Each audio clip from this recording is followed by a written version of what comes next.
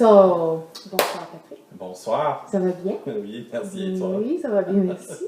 So, thanks for joining me in my house tonight for Ah. the last assignment of learning theories. Yes, thank you for having me. I definitely could use a happy hour. A happy hour, exactly, absolutely. So this is the happy hour team. So, Patrick, Yes. what is new about your learning in learning theories? Well, a lot of things, but the first thing for me is how much anatomy and development of the brain plays a role in why teenagers act the way they do, right? True. Also for me, I think I have a new appreciation for how we process information. Okay. It was really fun learning about encoding and retrieval. I knew you enjoyed that. Of course, it was kind of personal because it brought me back to how I learned language, and so it was nice to delve deeper into it. Yes. Also for me, I think culturally responsive teaching was a new topic for me. Okay. And how poverty, culturally diverse students, and English language learners struggle with school, so to speak. So that was a big thing for me. Very new. Also, not being afraid to change the format of your lesson plan to make sure that students are receiving it the best way possible. Okay. For me. What about for you? What are some things that you learned? Well, the same thing. The first item is the same than you. This is the understanding of how the teenager's brain works. Yes. That was fascinating. Absolutely. Now, and I have two teenagers, so this is for me to relate this experience with that theory and etc. and etc. So the importance also of knowing and deeply understand the culture and the socio-economical context of where our students evolve. That was new for me too. Yeah, and I really understood how important this is. And the critical importance also of creating a safe and caring learning environment. We say that all the time, but it took more sense when I read about culture, the deep culture, and understanding the socioeconomical issues. Again, so the critical importance of creating a safe and caring learning environment, but according to their culture, the culture of the students, and their socioeconomical context. Yeah, I think that's so important. The concept of creating content that is meaningful. We always say that in our classes, but this is implying meaningful culturally. So culturally meaningful for the students, again, because you know the culture where they evolve, and that there's so many ways that students can learn, and that there's so many ways also that we can teach to them. Yes, definitely. Yes, this is very, very good. So what have you learned about school, about teaching, and about development? More specifically. In regards to development, I think we learned a lot about anatomy of the brain and how it operates as well. So what I mean is we talk about pruning and how it's kind of a use it or lose it type of thing. Yes. We talk about gray matter, which is made up of synapses and dendrites, and that's how information is processed. We talk about myelination and how that helps us process information faster. We talk about plasticity, and that's how the brain changes to accommodate new information. So what this means, or what it does for us, is knowing what's going on inside that student's brain helps us understand where the student's coming from and maybe how to get through to them the best way possible. Okay. In regards to school, learning about why adolescents act the way they do, I think at this point teens are still struggling to balance morality and their emotions and all of that. My favorite example of this is when we talked about the amygdala in our first video and how it kind of drives them crazy.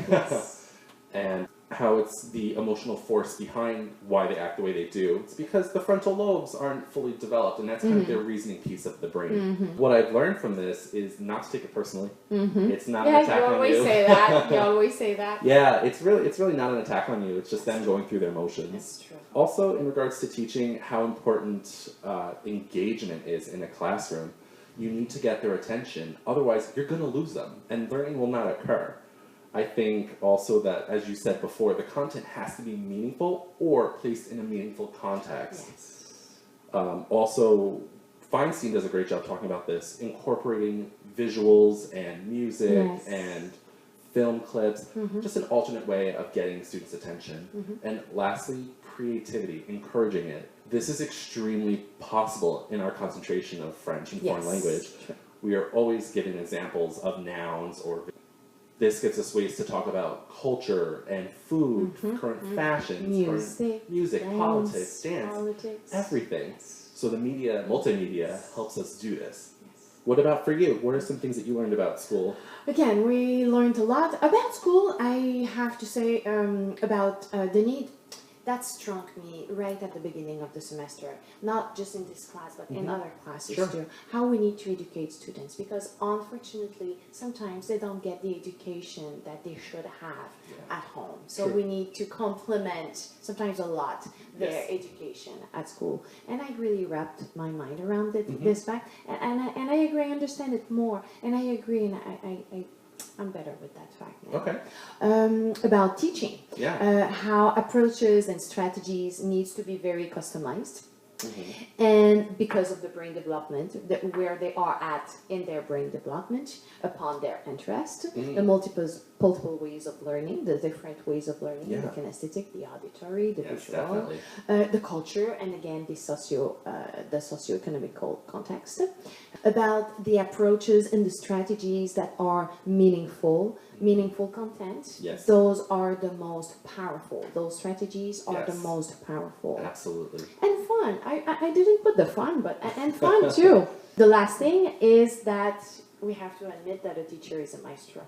You know? Yes. From theories to put those theories in practical strategies in the classroom, and to keep everything harmonious in the classroom. A teacher is a maestro. I agree with that. Yes, it has to flow, and a good teacher makes it flow. That's a great way of saying it. I love it. Yes. About development, I have something else about development. Sure. Do you remember I told you about how love and attraction, this is funny, how those behaviors are triggered by brain development? I thought it was just fun, and I didn't really pay attention that it was brain triggered. Okay. So this is triggered by the brain development.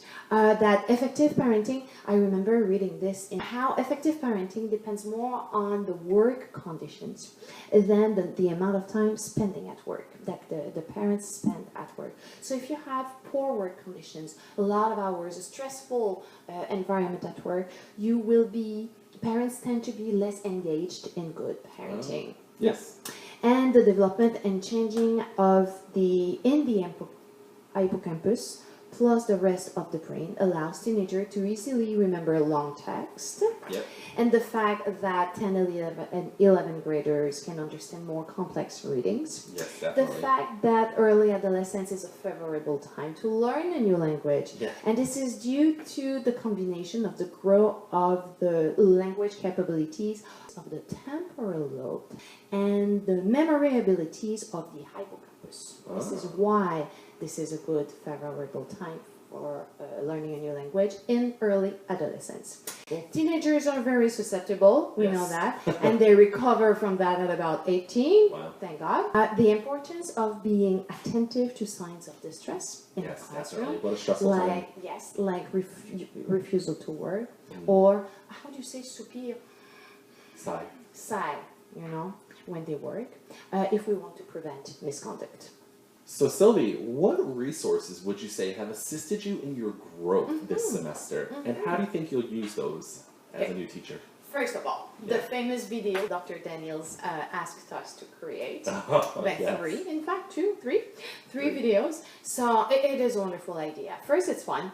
Second, it depends on learning. Yes. It's a lot of work, but it's fun work because you have to interact. You're not alone creating your paper. You have to interact with a partner, and you're a very good partner to work with. You are too.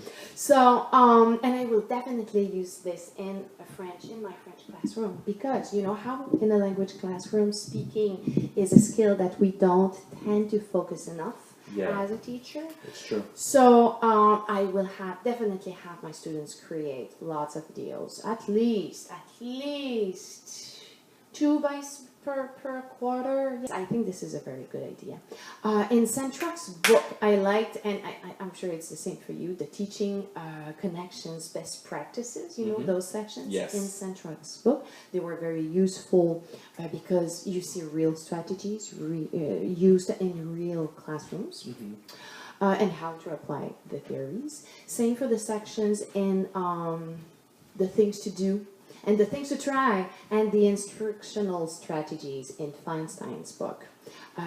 Those sections are full of ideas that you can apply easily in a classroom. They are easy to convert for a French classroom or a language classroom. And yeah, that's it. Cool. Let's summarize it.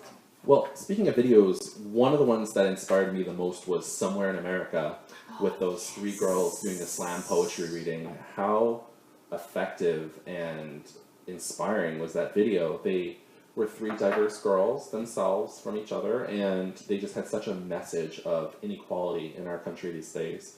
And I thought that it was just a great representation of that and a great reminder that these inequalities really do exist. One of the strongest things that they said in the video was about banning literature. And you remember they're talking about To Kill a Mockingbird, I Know Why the Cage Bird Sings, Catcher in the Rye. These are all books that I read maybe 15 years ago. And sure, they do have controversial topics in them, but by banning them, we're just teaching them to run away from our problems. That's it. We're not teaching them to handle their problems constructively or to combat these injustices. It's kind of just turning a blind eye to it, and it's going backwards in education. I agree. I'll agree with Feinstein's book. It was written in such a great way that it was real and current, and they gave a lot of good suggestions.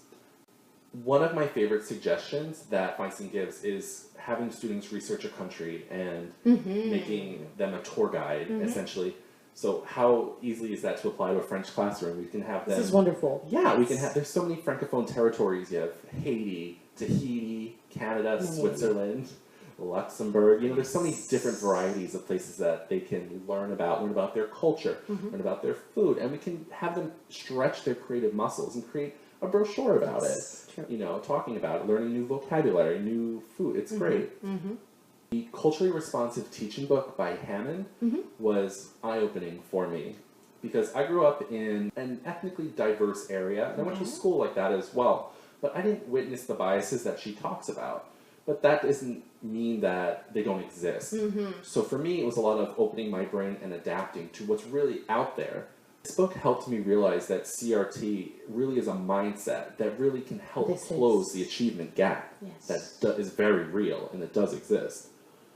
We tend to base things off of the culture that we know, but that doesn't mean that everyone has the same cultural viewpoint that you do. Especially in those days. It's very true. And this book has helped me become aware of that. Okay. So I just want to talk a little bit about an example that really struck me when I was reading. It's about the little boy with the pencil, how he got up to sharpen his pencil while the teacher was talking. I remember. And the teacher said something along the lines of, "James, wouldn't you like to go sit down?" And he responded, "No." And she took that as an act of defiance, and she sent him to the office. When he got there, the principal asked him, "What did you do?" And he says, "I don't know. The teacher asked me a question, and I answered it." So that is just an example of cultural difference. You know what I mean? For her, as many white people tend to say, in a question, "Wouldn't you like to do that?" really means sit down. And he just took it as, she asked me a question and I answered it. I didn't want to. Yeah, I didn't want to sit down. I wanted to sharpen my pencil. So that's just an example of cultural differences in a classroom and how we really need to be aware of these. That's true. One of the main points of Hammond's book is really to get us to sharpen and tune our cultural lens. True. So speaking of inequity in our society, what are some things that you learned about inequity and equity and social justice, and how do you think you'll use that as a teacher? I learned a lot. Yes. Because first of all, I'm a bit, not a bit in the same way than you you know, you say you were educated, not being aware of those differences, even if you were in diverse classroom, in a diverse classroom. I was not in a diverse classroom at all. Everybody was white, everybody was speaking French, and everybody was coming from the area, okay, not from everywhere else. So it was really eye-opening for me to read that book about justice, equality, inequality, and social justice. First of all, it helped me. I deepened my understanding of how poverty and home issues can literally prevent learning. I deepened my understanding also of the importance of knowing about the culture because, as we read in that book, an innocent gesture from a teacher can really be interpreted as a threat by a student. Weren't you telling me before about touching people in your culture is different than touching people here? Yes, because we are Latin, we tend to touch, you know, like people from Spain and Portugal and like South America. And I know here, this is more Anglo-Saxon here, and you don't have the same tendencies of touching. I know that, yeah. So sometimes I can touch some students, some don't mind, but it happened to me that it was not well accepted, and it was not. It touched me. Of course. Just, you know, a little bit. Cultural difference. Yes, it's really cultural difference. Absolutely. Yes. I learned also about, I was surprised to learn about how the Black and the Latinos, people from color, were really deprived of good strategies and of great teaching strategies that can help them become independent learners. It's strong to me. It really surprised me. And it is kind of obvious now because we talk about it a lot, but I learned, it was my first approach to the fact that the achievement gap can be reduced by establishing politics to reduce poverty. And I think this is the root of the cause. Yeah, and I think Mike Rose talks about that in his book, Why School. He talks about how we seem to be willing to accept remedies for the poor that we're not really willing to accept for anyone else. So that really just means that, you know, we know that there's a problem, but we're just not doing anything about it in regards to... Or we're doing something else than fixing the problem at the root cause. Yes, absolutely. Mike Rose talks about a lack of health care or affordable health care, prenatal care, and that we really should be starting to address these issues before students get to school. So with prenatal care, doctor's visits, even Zaretta Hammond says that poverty is a cycle that lasts 3 generations long. So that's just crazy. It is. But Rose talks about in his book as well how corporations are giving money to public education, which is a great thing. But these students who are coming from these very poor areas don't have the same economic opportunities as, say, a wealthier community. So what he suggests, in addition to giving money, is to giving their time as well. Creating mentorships or internships, giving these people from the poor communities an opportunity to get into business so that they'll have an understanding and maybe they can get themselves out of poverty. He also says that corporations should be using their power to lobby for more livable living wage or affordable housing or even affordable health care. He even gives the example of, imagine if every kid received an eye exam once a year. So it's unfortunate that those things don't happen. It just really is a red flag for me. It's true. So I learned also how culture acts as our brain software. It was surprising to see that way, but it was really true. And so how it will affect my teaching. So it will transpire in the attitudes that I will have with my students. I will make sure that my attitudes and approaches will be culturally acceptable with my students. And more specific on their approach, I will make sure, because I understand better, you know, to take care and understand better the culture, their home situation, the socioeconomical context. Absolutely. I will develop, of course, better rapport with them, which would lead us to create better trust, to establish better trust. Hammond and Rose's books both talk about closing the achievement gap and how necessary that is. One of the most alarming facts was that teachers with the least amount of experience are being put in the schools that need the most experienced teachers. Yes. So, I mean, I get it. Everyone has to start somewhere. Teachers need jobs, but it's not really doing any favors to get the children out of the achievement gap. But one thing, I would do if I was placed in a school like that would be to make partnerships between other experienced teachers and, bounce ideas off them and trying to bring my level of experience up as well to help those students. Yes. I think that culturally responsive teaching ultimately is about providing a safe environment for learning. So when students feel safe in a classroom, that's when they tend to take more risks or ask more questions. True. Because this is where really learning can take place, because you know them culturally and the socioeconomic context in which they evolve. You can create rapport more easily. Then that leads us to having more trust in each other. Yes. Then teaching can be much more effective and learning can really take place. Yes, I definitely agree. Definitely. Done? I think we're done. We're done. So, thank you, Patrick. Thank you for being my partner all Yes, semester. absolutely. And you will have the chance, I'm sure, to I'm sure. work again for the next semester. Yes. Thank you very much, Dr. Daniels, Yes, for thank you. The support that you have given us, and your opening your door was always open for us. Thank you very much. And on this, cheers. Cheers. And Merry Christmas and Happy New Year. Yes.